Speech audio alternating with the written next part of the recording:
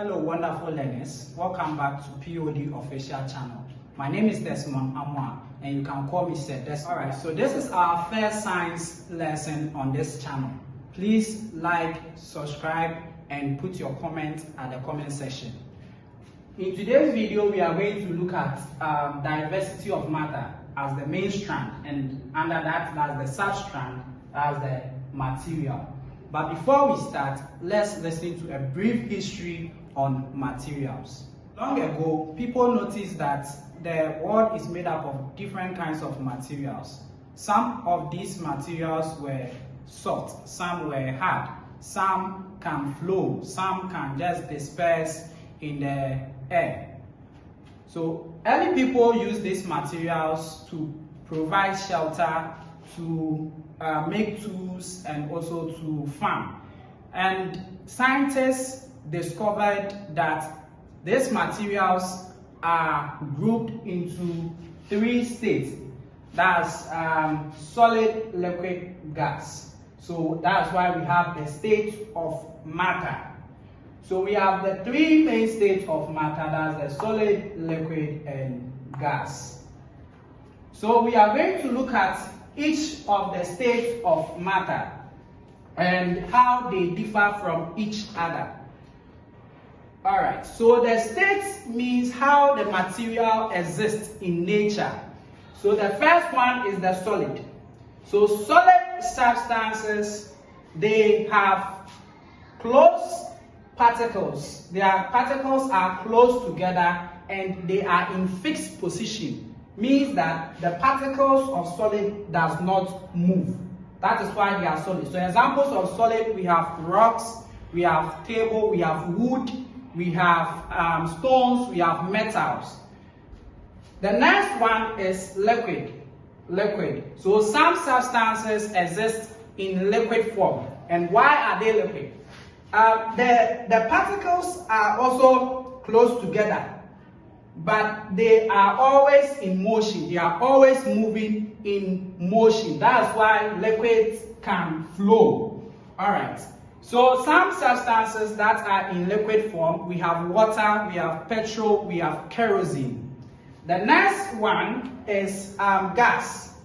So some substances or some materials in our environment exist as gas. So we have the molecular arrangement of gases. The particles are widely apart, therefore they can flow. So that is gases. So examples of gases, we have hydrogen, helium, we have carbon dioxide. So these are gases. So let's look at the characteristics of this state of matter. The first one, solid. Solid have fixed shape and size. Solid have fixed shape and size. The next one, solid have closely packed particles. Solid have closely packed particles. The third one, solid have fixed volume. The next one, solid can be compressed easily. And then the last one, solid cannot flow. The next state of matter is liquid. Alright, so let's look at the characteristics of liquids. Liquids lack fixed shape. Particles are wider apart. So if you can see from the diagram here, you can see that the particles are not all that close together. So they are wider apart. Liquids have fixed volume. Their volume can be determined and the volume is fixed. Alright, we have liquids can be slightly compressed. Liquids can flow. And then the next state of matter we have gas. Gases lack fixed shape. Particles of gases are widely separated apart, and then gases can be compressed easily. The next one, gases have no fixed volume, and then gases can flow. So this is the three states of matter. Alright, so I want to ask you a question. You pause the video, then you solve it yourself. After that, you play it again and then see whether you get the answer correctly. Alright, the question is, why solids cannot flow but liquid can flow? Why solids cannot flow but liquids can flow? So pause the video and answer the question. After that, you continue. Alright, so let's continue.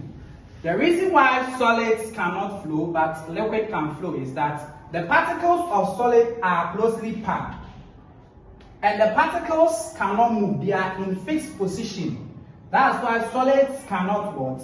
Cannot move. Because there is what? Strong force of attraction. That is what? That is bringing all the particles close to each other. That's not allowing the particles to move. So they cannot flow. Liquid can flow because the particles are a little bit wide apart. And the force of attraction is not too strong. So the particles can move freely. So that's why liquids like water can flow, but solid like metals cannot flow. Thank you. So that's the end of this lesson. Please, I hope you have learned something important. Alright, don't forget to put your questions and your suggestions at the comment section. This will help us improve on our lessons. Like, subscribe, and stay tuned. We have a lot of lessons coming in. Thank you.